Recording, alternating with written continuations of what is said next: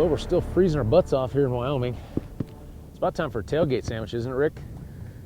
Yep, I'm thinking so. After this stand, coyote or no coyote, we're gonna have a little meal. I've had that peanut butter up on the dash now for a couple hours. I think it's thawed out. The honey's running in the bottle. I think we're ready.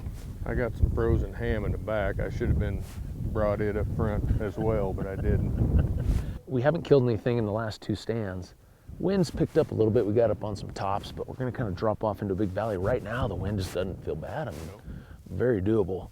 Maybe 12, 15 miles an hour, but we're gonna walk in here, drop off. It's just a big valley, you know. We're just trying to rip that sound across, you know, biggest area we can find, full of sage and pockets and all kinds of cover. They should come running. Or do we all just want to tuck in here and I'll keep the call kind of close? Yeah, that's fine. Yeah. I think we're all just gonna pile in there. Yeah.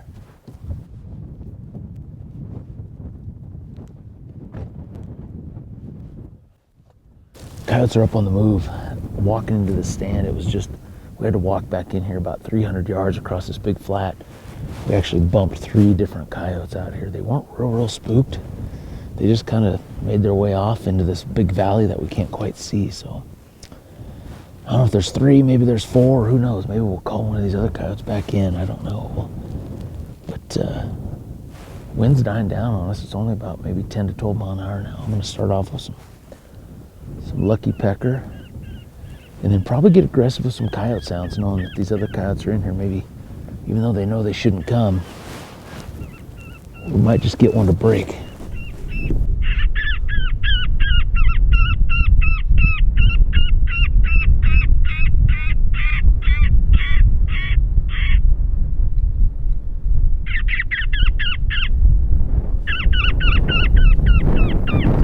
Woo!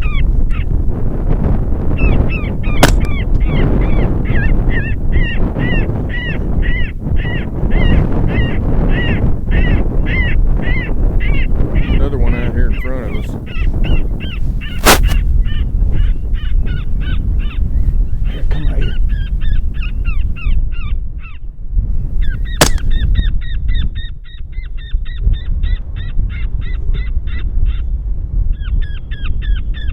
Were you shooting at the one clear on the far hill? 280, 290. Did you not ever see the close one? See that big clump of sage out there by itself? About 150 yards? Oh, fuck, I wasn't looking there. Hell, there was one standing right there. No shit. And he took off running right out through this sage right here, and he was kind of running, and you shot as he was running, and I was like, well, that don't make sense. And he ran right out here and stopped in the sage, and I shot him.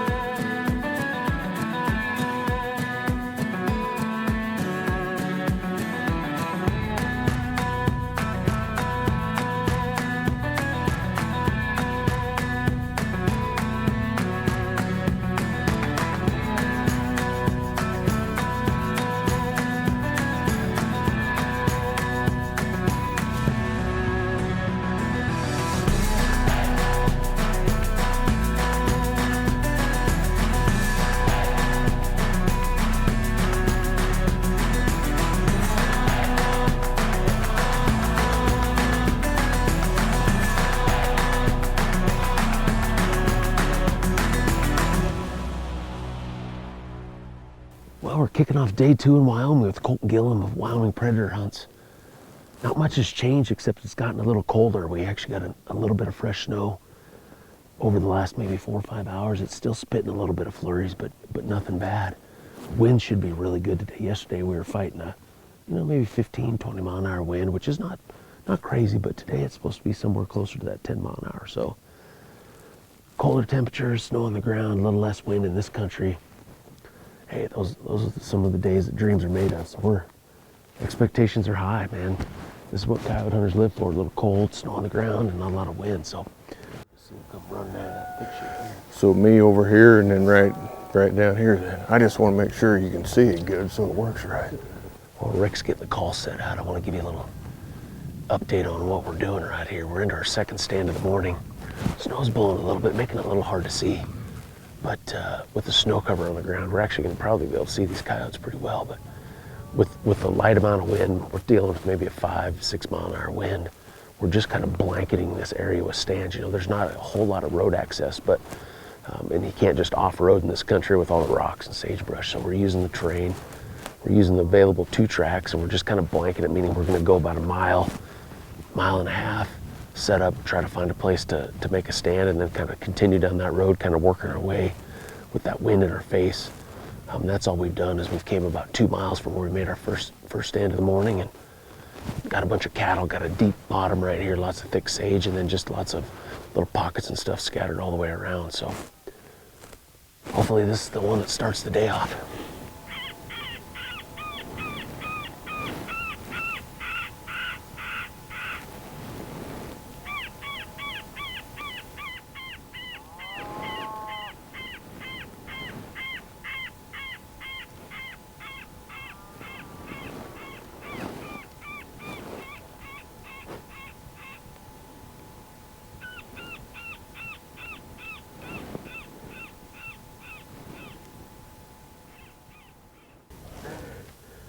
Yeah, he's gone. He's gonna go over here on some. Whoop!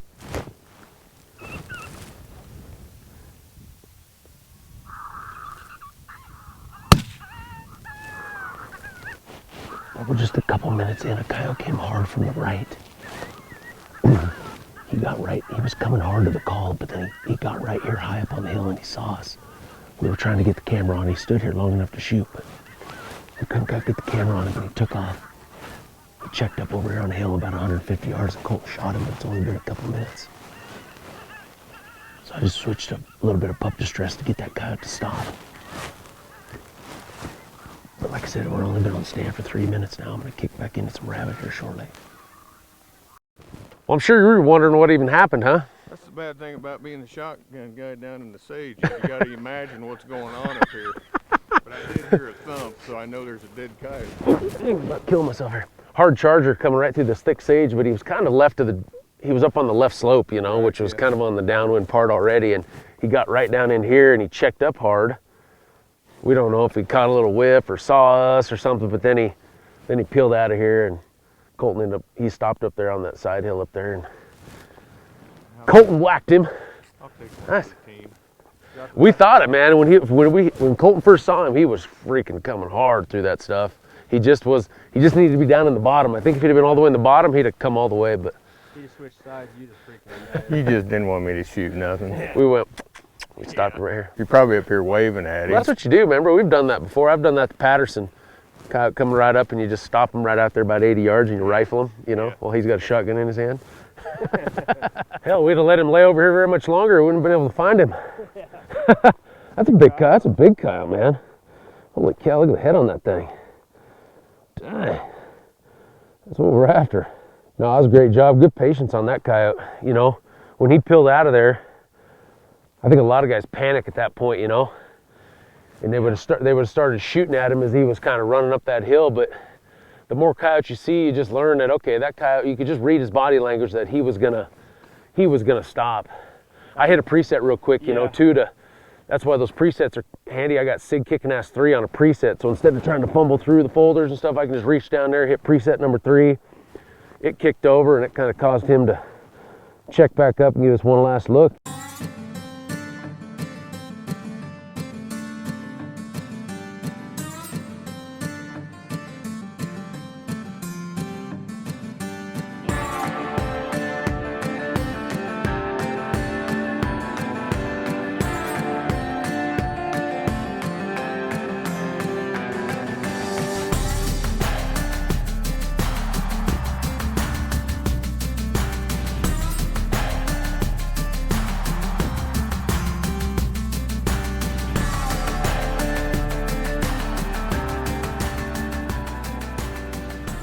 Well, third stand of the morning, second day here in Wyoming. Just pretty phenomenal conditions right now. Kind of like coyote hunting paradise out here. Got a little bit of snow falling. We've got about maybe an inch of fresh snow that's fallen over the last couple hours. And the wind has pretty much died down to nothing. I'm going to start off this stand with some lucky pecker. It's one of my probably favorite prey distress sounds, especially when there's not a lot of wind. We got Rick tucked down in a rock pile, maybe 25 yards from the call, so visibility's pretty good. We should be able to see him cutting through this snowy sage pretty easy.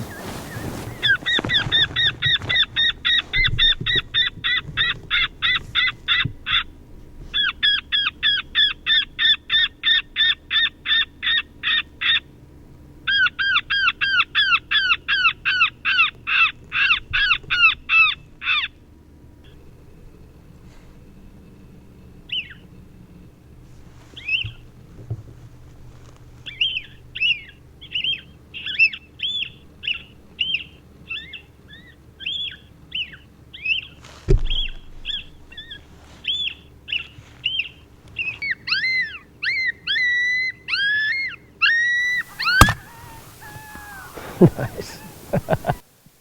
Well, we gave him all the chance in the world to come down and die a little closer.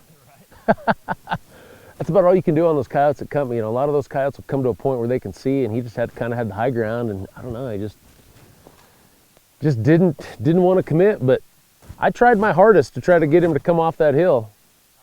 I didn't want to have Colten to have to walk that far to go get him.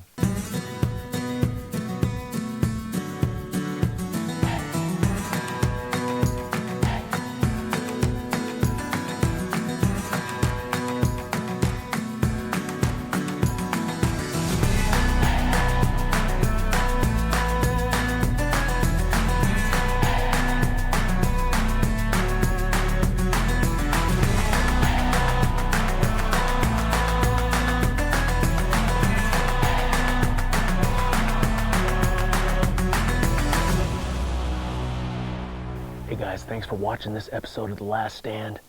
Check back soon. The next episode will be coming out. You can see how we finish out our Wyoming hunt here with Colten, Gillum, and Wyoming Predator Hunts.